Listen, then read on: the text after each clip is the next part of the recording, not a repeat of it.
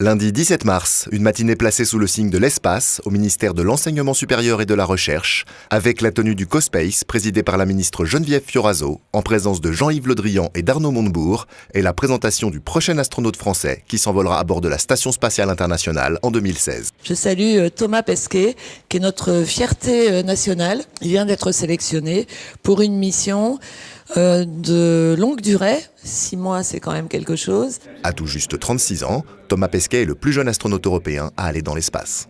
Il a été choisi pour intégrer le corps des astronautes de l'ESA en mai 2009, parmi 8330 candidats, au terme d'une sélection de près d'une année comprenant des exercices de simulation spatiale et de survie dans le monde entier.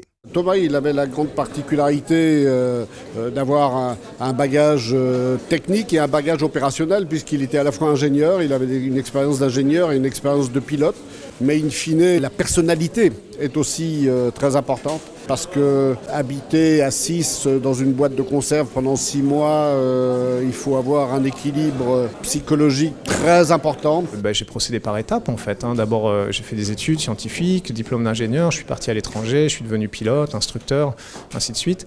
Et puis j'y ai cru vraiment qu'au tout dernier moment, en fait, que le jour où on m'a annoncé que oui, j'allais devenir astronaute, ça me paraissait totalement irréel. Mais en fait, il faut assez rapidement se reconcentrer et se remettre au travail. C'est comme aujourd'hui, je suis très content, mais je sais bien que ce soir ou demain matin, il va falloir recommencer parce que j'ai pas le temps de trop m'arrêter et de penser à ça. C'est le pur produit de notre enseignement public.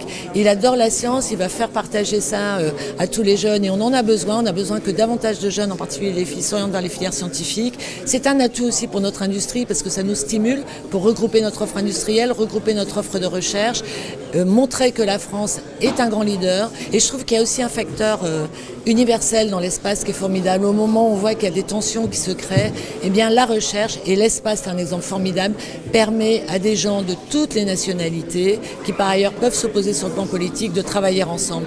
On peut l'applaudir, hein.